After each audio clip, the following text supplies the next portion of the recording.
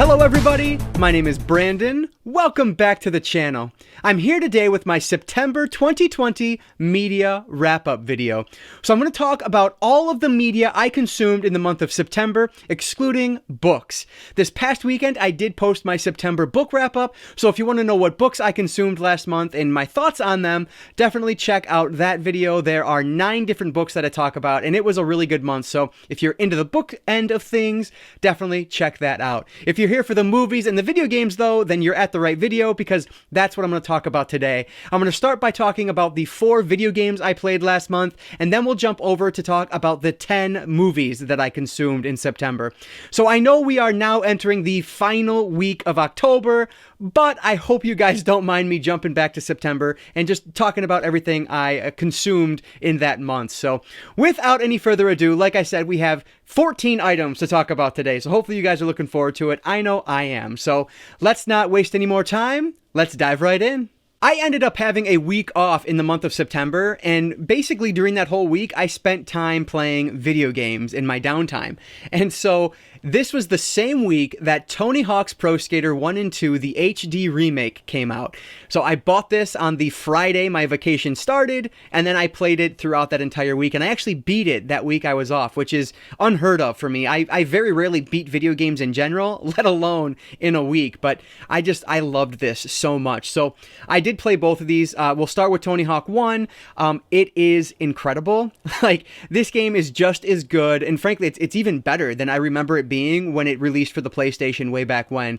There are some quality of life adjustments that they make for this HD remake. For example, the manualing. You weren't even able to manual in the original Tony Hawk Pro Skater. That didn't actually come into play until the sequel. While here, you can do manual tricks or whatever you want to call it. You can manual in the original Tony Hawk Pro Skater. So, that is one of the quality of life improvements. Everything else is a lot more minor. That's like the biggest one that I noted. But the graphics here are incredible. This game looks so good. They have like revitalized, I guess I would call it, the levels that we've grown up with and have come to love. And they looked amazing on my Xbox One. So this was excellent. I had such a blast with this first game. Like, I would just repeat levels over and over and over again until I got better at them and then finally was able to beat them.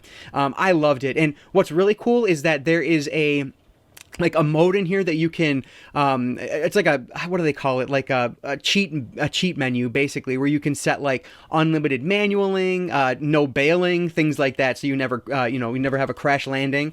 So you can do that if the game's giving you, too much of a difficult level. You can always put on the cheat mode and get through the game that way. The only thing that it does is that you don't get any trophies or achievements. So if that matters to you, then you wouldn't want to use it. But, I don't care about anything like that. I just want to have fun when I play video games, and that's exactly what I had with this. So I really loved this. Tony Hawk Pro Skater 1, I ended up giving 4.5 stars. Like, it is damn near perfect. It is just so much fun. And then Tony Hawk Pro Skater 2, while I did have a ton of fun with that game as well, I really prefer the levels of Tony Hawk 1 versus Tony Hawk 2. I just found that there was, I don't know if there was necessarily more to find, but it felt more exploratory to me, the first game did, than the second game. The second game still has some really fun levels in it as well, but really overall, I would have to choose. If I could only pick one, I would pick the first game over the second game, but still, that doesn't really take anything away from Tony Hawk Pro Skater 4, or I'm sorry, Tony Hawk Pro Skater 2. I gave that one 4 stars as well. They are both incredible. If you are at all interested in this game, definitely pick it up. It's been on sale for like $33 lately on Amazon and Best Buy, so it is absolutely worth it. Even if you find it at full price at $40, it's an incredible deal. I had so many hours into this, and at this point I have completed it, so I don't know exactly when I'll go back to it, but I can promise you at some point in my life I will pick this back up again because it is just a blast to play through. I thoroughly enjoyed this. It was just such a fun week of playing. Like, I cannot recommend this enough. So I ended up giving Tony Hawk's Pro Skater 1 and 2, the HD remake for the Xbox One, 4 out of 5 stars. The other game I ended up playing a lot during my time off and actually ended up beating was the Call of Duty 2 Modern Warfare Campaign Remastered. And I played this one on the PlayStation 4. So I know that it sounds ridiculous, but I am a huge Call of Duty fan, specifically for the single player campaigns. I love them. I know they're short, and I am very happy with that. The shorter, the better. Like, if it's told its story in a, fulfilling way, then I don't care how long it is. I love those 6 to 8 hour campaigns because I don't spend a ton of time playing long campaigns. So 6 to 8 hours is just like perfect for me. And frankly, for me, it usually takes like 8 to 10 because I'm just not very good, but I have a blast with them, and that's really all I play them for. I don't play multiplayer. I'm terrible at first-person shooters online, so I don't play them because it's not fun. But I play the heck out of the campaigns. And so when I found out that we were able to get this Call of Duty 2 Modern Warfare campaign remastered for free thanks to PlayStation Plus, I was super excited. I actually forgot that I had it for, I don't know, a month or so, and then remembered as I was looking through my PS4 during my week off that I had it, and of course I had to download it and play it. And oh my gosh, it was fantastic. Honestly, I love Call of Duty Modern Warfare, so that would be Call of Duty 4. I think that campaign's amazing. I played through and beat that remastered campaign as well, whenever it was last year or 2 years ago. That was awesome. I definitely understand why people look at that one as one of the best Call of Duty campaigns in the entire series. But for me, I think the set pieces and just the setting of number 2 is even better. Like, I love when there are games or movies that have like warfare going on in the States. Like, obviously that's a horrible thing, and I don't want that in real life, but it's just a ton of fun to play through. Like, you're walking through a suburb, these people's houses, you're walking through like Denny's restaurants, essentially. It's not called that in the game, but it's like, family diners and fast food restaurants, in order to, kill your enemy. And it is just so engrossing to me and just so much fun. I absolutely love it so much. So this one, I think, just had a ton of awesome set pieces. There's that one level that you can actually skip in the remastered campaign where that takes place in the airport. And it is just so messed up what you're doing in this airport. But, it's like another incredible Call of Duty campaign set piece, which is why I play these. From that to like racing in your snowmobile through the white snow-covered hills, like mountains rather. It's just amazing. So I ended up giving Call of Duty Modern Warfare 2 campaign remastered 5 out of 5 stars. I cannot recommend it enough. I know I'm in the minority that loves Call of Duty campaigns, but what can I say? It's for me, and I love it. The final game I want to talk about is one that I was so hyped for when they announced it, and that is the Super Mario 3D All-Stars Collection. Specifically, what I want to talk about today is Super Mario 64. So I didn't own an N64 when I was a kid. When it came out, I was a PlayStation guy. My buddy had the N64, and I would go visit him and play it a little bit, but never spent too much time with it. I did have the DS remake of it, but again, I just never played it a ton. So I was really excited to finally spend a lot of time with it. Well, now that I have, I'm a little bit disappointed. And I think it's just because Nintendo has decided to make none of those quality of life adjustments that I talked about with Tony Hawk 1 and 2. None of that's here. This is just a port of the N64 game. And because of that, there are just a ton of issues with the camera. I tried playing it with like the Joy-Cons, and it was virtually unplayable. I had to use my Pro Controller. That was the only way I could actually get any progress made in this game. I definitely understand why people enjoyed this. It was revolutionary at the time. I know I was blown away with it when I saw it at my friend's house when he was playing it. Like, I was blown away. But we are now however many years later, and it just doesn't quite hold up as well as I hoped it would. So specifically, like, the water level is just maddening. Like, it is so frustrating to play.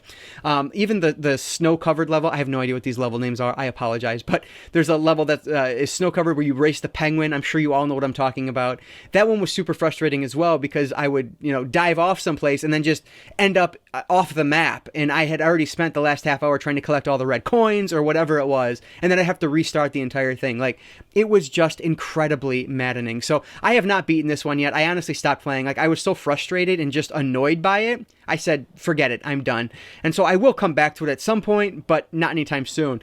And then I've heard nothing. I've never played Super Mario Sunshine before, and I've not heard good things about this game in general, and nothing good about this collection version of it, because like I said, it's just the port of it. The one I have heard good things about is Super Mario Galaxy. This is one I've owned on the Wii like since it came out, and I've just never played it. So all three of these games are new to me, frankly. And Super Mario Galaxy is probably the one I'm looking most forward to. So I might end up bypassing Sunshine for the time being and just skipping over to Galaxy because I really want to try that one out. But I'm not entirely sure. So I'm not, like, I could give Super Mario 64 a rating in it right now, but the game's not complete. It's just, I know I'm probably like, I don't know, 20, 25 stars in at this point. Right now, I'd probably give it about 3 stars out of 5, but take that with a grain of salt. If I do end up coming back to this and beating it, I will revisit this in another future media wrap-up. But I wanted to talk about it because I did put quite a handful of hours into it, so, you know, it is what it is. Unfortunately, I wish... you know, I was kind of down on the people that were mocking Nintendo for this at the beginning because, you know, it was just cool to have these games available on the Switch, but I definitely see where they're coming from. Like, these are just straight ports. Nintendo did nothing to improve them at all, which might be fine for some, but I definitely understand why it's getting the criticism it has gotten. So, anyway, Super Mario 64 from the Super Mario 3D All-Stars collection. I have not beaten it, so keep that in mind, but at this point, about halfway in, I would give it about 3 out of 5 stars. Alright, so let's jump over to the movies. And the first movie I watched last month was one from Amazon Prime. It was streaming on there. And this is from 1987. It's called Killer Workout. Also known as, like, Aerobicize, I think is what it is. Yes, so this is directed by David A. Pryor, which that main name might mean nothing to you, but it was a name that was familiar to me because he was the person that directed Sledgehammer, which came out like a year before this, I believe it was, maybe 2.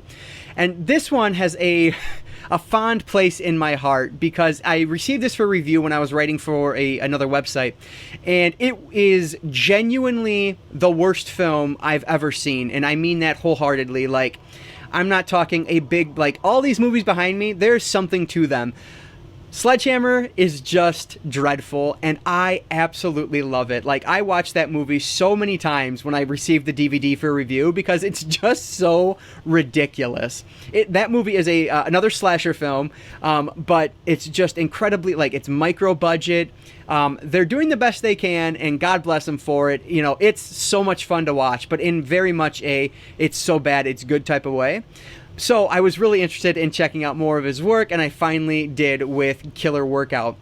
Unfortunately, this one, though it feels like it has a higher budget than Sledgehammer, it kind of lost a lot of the charm that Sledgehammer had, and I did not like this one. So this, there's not much to talk about in the plot here. It is a slasher film that is set in a aerobics facility or a gym, and of course this is the late 80s, so aerobics is the thing. So yeah, it's as ridiculous as it sounds. The acting is just dreadful. So David's brother Ted, I believe, is one of the main characters here. I mean, he's not good, unfortunately. Like, he's just not the best actor ever. And really, there's no one in this that is like, yep, that's a good actor. Like, you just don't find that here, which is fine. You know, it is a late 80s slasher film, so as long as you know what you're expecting, you might get a kick out of this. There are some interesting kills, but honestly, like, the rest of it was just so dumb and bad that it wasn't one of those that I wanted to watch again just because it was so bad it's good. It was just so bad it was bad. So unfortunately, this one did not do it for me quite like Sledgehammer did. So I ended up giving 1987's Killer Workout, directed by David A. Pryor, 1 out of 5 stars. This next one on the list was actually my first movie I watched thanks to my TBW game that started with my September slate of movies. So this is a pretty exciting one. This is Spider Baby from 1967, directed by Jack Hill, who is a Quentin Tarantino favorite. So yeah, I was very interested in this one simply because of the director, and it stars Lon Chaney. I've heard nothing but great things. So this one ended up as it was like an Arrow video pick that started with the letter S that I hadn't seen, so I decided to go with Spider Baby. So this tells the story of a family that has this genetic disease, basically, that once they reach a certain age, they start regressing in their mental state. So, you know, we're following like these 3 siblings who are probably in their, you know, late teens. but they have the mental capacity of about like a 10-year-old or so. We're following Lon Chaney Jr.'s character, he was really like the chauffeur for the family, but their parents have died, and so he's the father figure of the group. So we pick up with the family as part of I think it was either the father or the mother's, I can't remember, I think it was the father's sister, decides that she wants to take over the house because the family's gone. She wants to put the kids into some asylum of some sort and take over the property so that she can, get the money from it. So they come to visit, which of course is a huge deal because these kids are, mentally unstable. There are so many things wrong with them. And so just weird things start to happen when this other family comes to visit. That's essentially the plot of Spider Baby. And this one was pretty good. I would say it's definitely not one that's going to fall as a favorite of mine, but I appreciate it for what it is. There are some genuinely creepy scenes in this, like the opening scene. It's like I forget if it's I think it's a mailman comes to the door, and you understand why the title of the movie is Spider Baby, because these kids like to act like spiders, and they end up getting like the man trapped in their window, and then things happen to him from there. You probably have a good idea of what to expect, but I think the whole premise behind this is really interesting. I think the acting is just excellent across the board. Lon Chaney Jr. is one of my absolute favorites. Like, Wolfman is my favorite of the Universal Monster movies because of Lon Chaney Jr. I think his acting is just... He's so powerful. He's so emotional. His facial expressions are just so spot on all the time. He's very vulnerable in whatever role I've ever seen him in. He reminds me a lot of like Peter Lorre from the movie M, if you've ever seen that. His eyes tell so much about what's going on with him on the inside, and that is just awesome to me. Like, he does such a fantastic job. The kids that are in with him, like the teenagers, they are fantastic as well. They portray this genetic disease exceptionally well. Who is in this one? Not Sid Haig. Yes, Sid Haig. Sid Haig. I was thinking Bill Moseley for some reason, but no, it's Sid Haig is in this, and this is like the first time I've seen Sid Haig outside of the Firefly trilogy. I may have seen him in something else, but I can't remember what it is at this point. But yeah, he is excellent. Like, he is just weird, creepy kid, and he does it so well. Like, it just feels so visceral, I feel like, this entire film. So I really enjoyed this one, but like I said, I don't know if I'll revisit it anytime soon. It is a little bit on the slower side. It's a little slower paced. But if any of this sounds interesting to you, you'll probably get a kick out of it like I did. So I ended up giving Spider Baby from 1967 3.5 out of 5 stars. I still had Shudder last month, so I tried to watch some more on there. So this next one is a Shudder original, or Shudder exclusive, whatever they call it, from 2019, directed by Frank Sabatella. This is called The Shed. So this is essentially the story of a boy who finds a vampire in his shed. So to expand on that a little bit, we are following our main character. His parents have passed away. He is living with his abusive, just jerk of a grandfather, and he is a teenager in high school, and all of the angst that comes along with that is turned up to 10 with this character. One day he stumbles across a vampire in his shed, and so he is trying to get rid of it, and he brings in a couple of his friends to help him. One is his best friend, who there is a bullying subplot that goes on here that is very interesting as it goes, and the vampire, of course, plays a part in that as well. And then there is a girl who they used to hang out with. Obviously, it's his crush.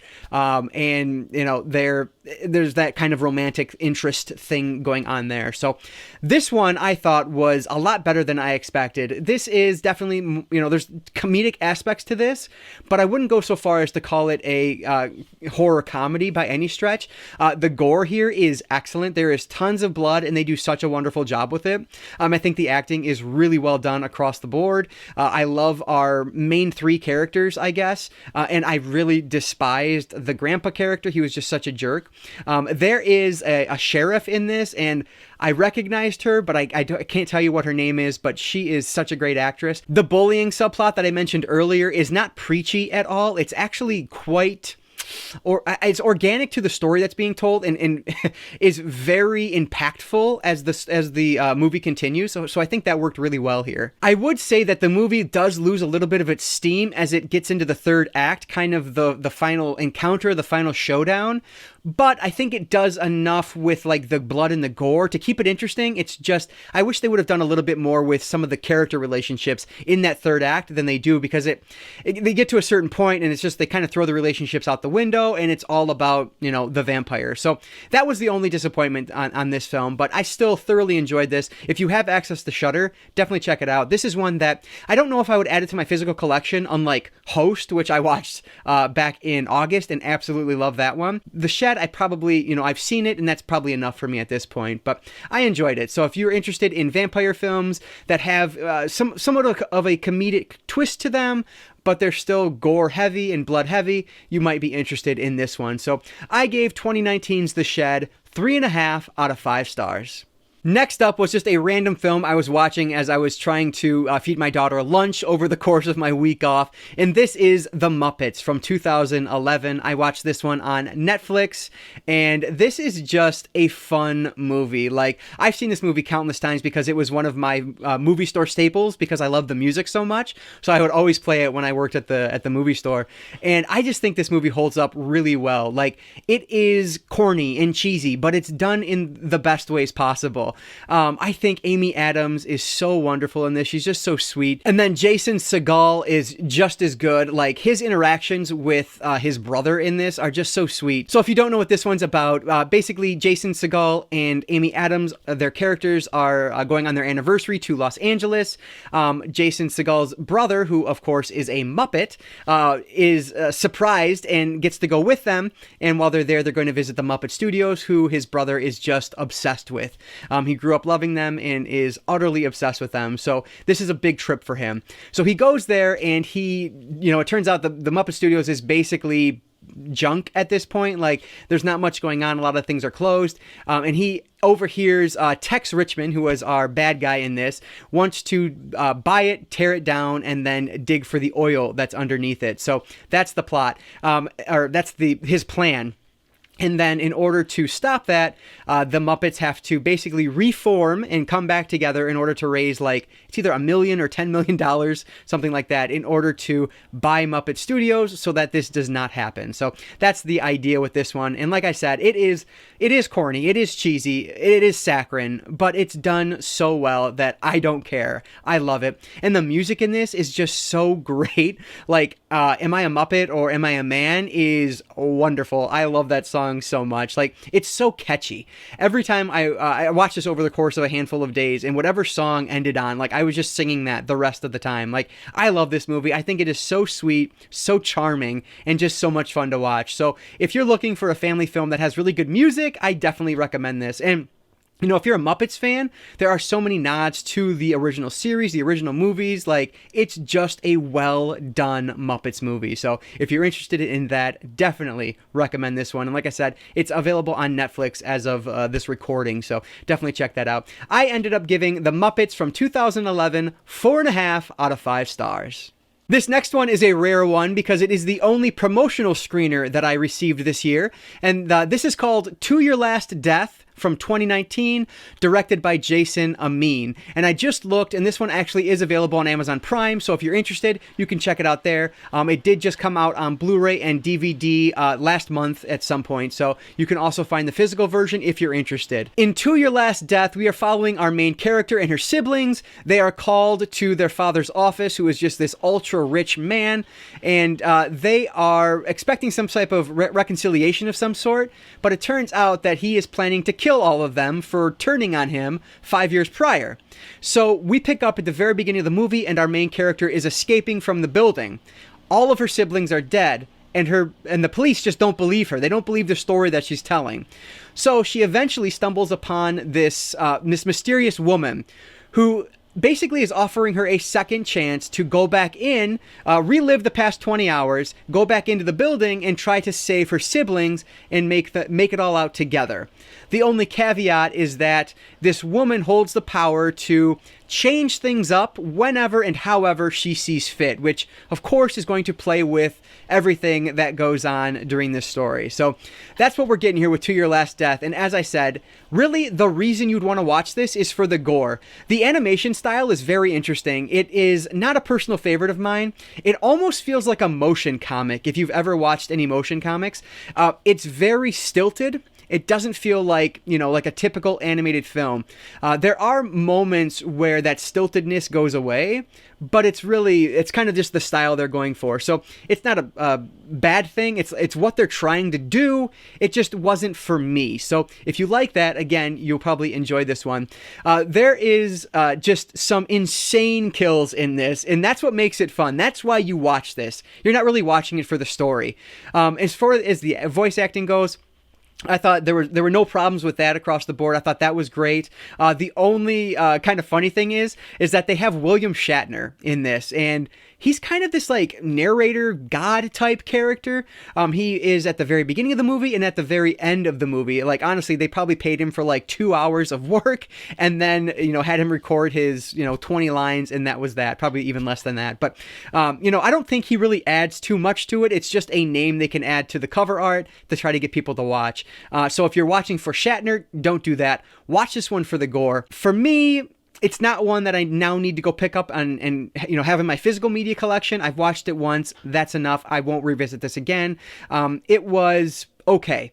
Again, it's a gore fest, and if you're looking for that, you'll probably have fun with this. So I ended up giving To Your Last Death from 2019 3 out of 5 stars. And as I mentioned, this is available on Amazon Prime if you want to watch it there, at least as of the recording of this video. And it is also available now on physical format on Blu-ray and DVD. I did see it at Best Buy when I was there a couple weeks ago, so you can probably find it there if you're interested. Going back to my TBW game for September, the second one I watched thanks to that was a film that I loved the first time but never visited again, and so I ended up watching My Bloody Valentine from 1981, and this is directed by George Mihalka. So this is one, as I said, I loved it the first time I watched it. I thought it was, I considered this one of the most underrated slasher films of the 80s. Watching it again, I still think it's one of the most underrated slasher films from the early 80s, at least. Like, this is such a well done slasher film. So basically, we are following this like small mining town. There was an accident, I think it's like 20 years earlier, where everybody in the mine died except for one guy, and he ended up going on this killing spree. And he eventually put a curse in this town that if they ever celebrate Valentine's Day again, he'll come back and haunt them. So we are now 20 years later. It's the 80s. They're going to do what they want because it's the 80s, and they're going to throw a Valentine's Day party. The kids are, I think they're like kicked out of their where they're going to have the party or something like that, and so they decide to have it at their place of work, at this mine shaft. It's not in the mines. It's like at a whatever you call it, like the rec house outside of it or whatever. They're going to have it there, but of course they end up going down into the mines, and just crazy things start happening, and we have our slasher pick up. So this film is awesome. Like, this is just such a fun slasher film. If for whatever reason you've missed out on it, check it out. Now, I will say, I know what you're thinking. Why don't you have the Scream Factory Collector's Edition? And frankly, I don't know. I just have not pulled the trigger yet. It's a bit expensive, and so I haven't bought it yet. But this Blu-ray looks pretty darn good itself, so I'm not terribly concerned about it. Eventually, I definitely do want to grab that Scream Factor edition, though, just because I think it's going to look much better. But anyway, so here the kills are a ton of fun. Like, the killer himself, the mask, like you can see him here on the front, like, it is genuinely creepy, especially when they're down in the mines. It's very dark down there, so you don't see much, and then all of a sudden this guy pops up. Like, it's genuinely creepy. It's a slasher film. It's going to follow all the tropes that you expect from a slasher film, but if you're a slasher fanatic, like, I bet a lot of us are, there's a ton to love here. So if this is one you've missed for whatever reason, if you like slashers, correct that, because you'll have a blast with this. I really enjoy this film. So I ended up giving My Bloody Valentine from 1981 4 out of 5 stars. This next one is probably the weirdest film I watched last month, and this is streaming on Amazon Prime. That's how I watched it. This is from 2019. It's called Vivarium. That's how I'm going to say it, at least. And this one was directed by Lorcan Finnegan. So here we have Jesse Eisenberg and Imogen Poots playing a boyfriend and girlfriend couple. They are trying to buy their first starter home. So they've been searching for a long time, and they just want to find a house. Eventually, they come across this new development. They go into their storefront, basically, and they meet this real estate agent who is very, very odd. They decide to follow him to the development to look at one of the houses. They get there, they're showing him around. Again, he just gets weirder and weirder the longer they stay with him. He slips away. They finally go to look for him, and he's gone. He's just disappeared. So they're like, okay, whatever. Let's get in our car and let's go. Unfortunately, they can't leave. They are stuck in this labyrinth maze of this same house over and over and over again. They don't seem to be going in circles, yet they continue to circle back on this same building. I think it's like house number 9 or whatever it is. And they cannot escape. And so obviously this one is not a realistic film by any stretch. It is very kind of fantastical and otherworldly, but strange as all get out. Like, this is such a weird movie, but it was right up my alley. Like, I really enjoyed this. This is definitely a slow burn. But there are just such creepy moments in here that, like, you have to check this out.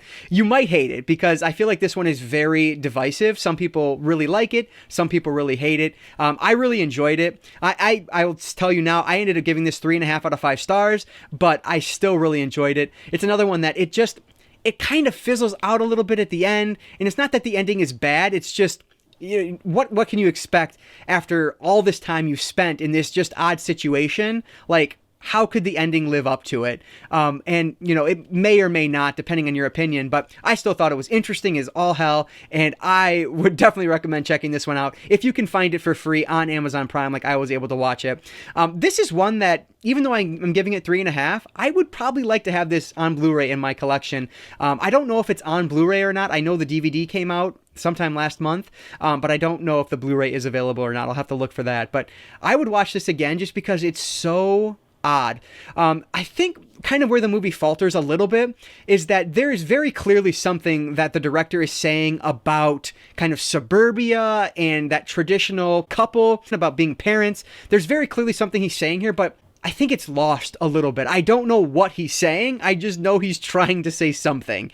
And I think that is kind of one of the reasons it didn't get a higher star rating for me. But this is odd, and odd in all the right ways. So if you do check this out, please let me know what your thoughts are. Or if you've already seen it, let me know what your thoughts are down in the comments below, because I would love to talk more about this movie than I already have, because I think it's so fascinating. So I ended up giving, like I said, Vivarium from 2019, 3.5 out of 5 stars. And this is available on Amazon Prime. Next up is another Shudder exclusive, and this is also from 2019, directed by Curtis David Harder. This is called Spiral. This is probably my favorite movie I watched last month, and one of the biggest surprises last month. So this story is about a same-sex couple who is taking their 16-year-old daughter to this kind of in the middle of nowhere in order to raise her with the values that they want her to be raised with.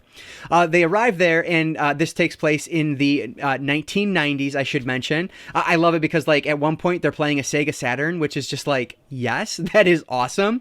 Like, you would typically see like a PlayStation or an N64, but no, they're playing a Sega Saturn, and she's actually playing a Sega Game Gear as she's driving to their new house, which is just awesome. But anyway, that tangent aside, this setting alone is just incredible. Like I mentioned already, like, they nailed this 90s setting between the products that they're using, like the computer systems that they're using, the clothing, just the feel of it.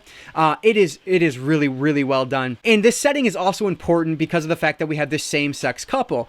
So not only do we have a same-sex couple that are the leads here, but the main lead, I would say, is a black man. Like, that is awesome representation for a horror film that we just don't get a lot. So that alone was very interesting to me. I love the way they did that. So getting back to the plot, after they arrive here, it seems that potentially some of the neighbors don't want them there.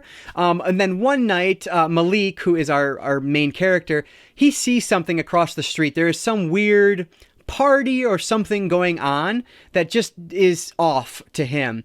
And so from there, kind of things, excuse the term, but they spiral into something else. So this movie was just amazing. Like, it was so fascinating. It is one of those films that just keeps you on the edge of your seat because you don't know if what you're seeing is real or if it's just, if you have an unreliable narrator, is it drugs? Is it this? Is it that? Like, what are you watching? You don't know. And it keeps you guessing all the way to the end. And I loved it because of that. Like, this movie could have gone one in probably a dozen different ways and it would have still worked. Like, but the way it did go, I really enjoyed. It's definitely a movie with a message, as I talked about earlier. Like, there's definitely something being said here. And it's important too. So I love that. And it's told so well. This is another one that I have to have in my physical collection. Like, Shudder did it again. This is so great. Our main character, Malik, is played by Jeffrey Bauer Chapman. And I've not seen him in anything prior, but I have to check out whatever else he does because he nails it here. Like, the vulnerability he goes through, the different levels that his character goes through, the arc from beginning to end is wonderful and is played masterfully by him. Like, he does such a fantastic job here. I loved our main girl in this, our main teenager. She is played by Jennifer Laporte, and honestly, she reminded me a little bit of like Thora Birch from Ghost World. Not only do they look similar, but they have similar, I don't know, demeanors, I guess. Like, it was very reminiscent of that, which is very interesting. But anyway, like, I cannot recommend this one enough. It is the perfect example of just a paranoia film, like a perfect thriller. What is going on? What's real? What's fake? Where is this going to go? You have no idea, or at least I had no idea. So hopefully it'll grab you in the same way. I cannot recommend this one enough. If you have Shudder, check it out. If you don't have Shudder, get Shudder and watch this movie because it is so good. So I ended up giving Spiral from 2019 4.5 out of 5 stars, and I cannot recommend this one enough. Next up was another one I watched on Shudder, and this is called Uncaged from 2016, directed by Dick Moss. This is actually under the title Prey on Letterboxd, and so I realized yesterday that I actually put my review under the wrong film. The other one that's on there is also from 2016 called Uncaged, is actually a werewolf film. So yeah, if you're checking Letterboxd and wondering why that happened, I just made a mistake. But anyway, this is, like I said, called Uncaged, but also known as Prey. This is a story of a lion who is loose in the streets of Amsterdam. So we are following the main doctor and the police force that are trying to hunt it down. So this one was a lot different than I expected. It was really more of like a comedy thriller, if you will, I guess, than anything else. Like, there is some genuine slapstick in this, which was just not at all what I expected, especially from like the opening scene, because with the opening scene, it's very much not comedic. Like, it's dark and brutal, and you don't expect what's to come based on that opening scene. But, that said, I didn't think it was terrible. I think the comedy actually works here. The comedic style here almost reminded me of the 2012 movie called Grabbers, which is like this creature feature, but done in a comedic way. And that's an Irish film. This is a Dutch film, but it was very similar in tone and style. That said, there are, some brutal moments in Uncaged or Prey, whatever you want to call it, that were definitely not funny. But like just the overall tone to it was a lot more comedic than I expected. I think the acting is done pretty well here. Our main characters, I think, are great. Some of the side characters, a little bit lesser, but that's just how it goes sometimes. The premise or the idea is awesome. Like, that's the reason I put it on. I love, last month I watched a couple alligator films. This month it was a lion attacking humans film. I just enjoy that subgenre of horror, and I think this one is done pretty well. It's not one that I would recommend getting Shudder for or running out to buy, but it is okay. One thing I do want to point out, though, is that the lion is almost completely CGI, and it is it is not the best CGI. It's 4 years old at this point, and it really shows its age. It probably didn't look that great back in 2016, but that's of course going to be based on the budget of the film. So keep that in mind. If that bugs you a lot, then this is gonna bother you.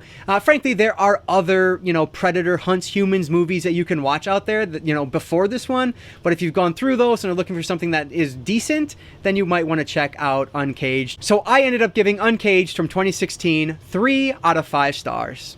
The last movie I watched last month was another one thanks to my TBW game. I actually had to watch I find a director whose name, first or last, started with the letter T, and so we have Tony Scott's Days of Thunder from 1990, starring Tom Cruise.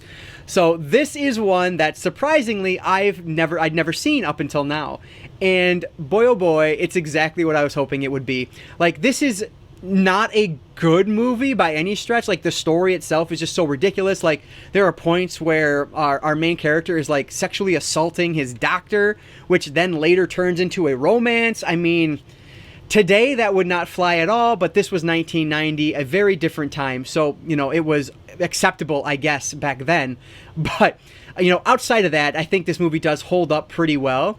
It is just, everybody calls it Top Gun, but with like on land with NASCAR cars. And, you know, I haven't seen Top Gun in years, so I can't really agree or disagree with that. But basically what we're doing here is Tom Cruise is, his character is joining this new racing company. He is a up-and-comer and is trying to get into the business. His father, I think, kind of screwed him out of his last job. He was doing open-wheel racing, like F1 racing, and things went bad there, so he's now looking for something else. He stumbles across this new crew that's trying to establish themselves and becomes the racer. I love the fact that Michael Rooker plays like the, not even the antagonist in this movie, really, but kind of like his nemesis, Tom Cruise's nemesis in this. He is so fantastic as that just like unlikable guy. He does that so well. But the cast on this is just loaded. You have Randy Quaid, Nicole Kidman plays the love interest. Robert Duvall plays like the pit coach or whatever they're called. Like, it just goes on and on. This is such a well cast movie, and they do such a fun job with it. So this whole movie leads up to like the climax of this Daytona 500 race, and it's a matter of, you know, who will win and how. Basically, who will even race in it is another big question. So I just like. Everything you expect to happen in this movie happens. Like, there's nothing that's really unpredictable here, but it's still just done in a fun way that's exciting to watch. The races are a blast. I will say the 4K disc looked incredible and I'm watching this in my old TV, and it still looked amazing. But the sound, oh my gosh, you guys, the sound on this is by far the best audio presentation I've ever experienced in 4K or anything, frankly. Like, it was just the NASCARs themselves, like rumbling around the track, sounded impeccable. I can't even imagine if you have a better system, because I use a sound bar. So if you have like a full 5.1, 7.1 Dolby Atmos system, you're going to be in for a real treat with this one. Unfortunately, I don't have all access to that, but what I do have really blew me away. So if you're looking for a really good audio presentation, Days of Thunder is a very good example of that, at least in my experience. But yeah, so I thoroughly enjoyed this. It is as dumb as you expect it to be, but it's still just fun to watch, and I enjoyed it from start to finish. So though it's not great, I still liked it. So I ended up giving Days of Thunder from 1990 3.5 out of 5 stars. All right, so that is going to do it for my September 2020 media wrap-up. I know I'm only holding a small portion of what I talked about, but I did stream quite a handful of them again in September. But if you want to hear me talk about my physical collection, definitely check back for my October wrap-up. Not only do I have over 30 movies to talk about, but I would say the majority of them were watched from my physical collection, so I'll have a ton to talk about next month as well. Let me know down in the comments below if you've seen any of these movies or played any of these games. I would love to hear your thoughts on them and have more of a conversation with you guys down there. As always, if you guys did enjoy this video, please consider subscribing to Cinefessions here on YouTube, and if not, thank you anyway for watching this one. I really do appreciate that. And I don't just talk movies and video games, I talk all things media. So, you know, collectibles, graphic novels, books. If it's media related, I'm interested, and if you are too, you might consider subscribing. All right, guys, so that's going to do it for today. I just want to say thank you all so much for watching, and I'll catch you next time.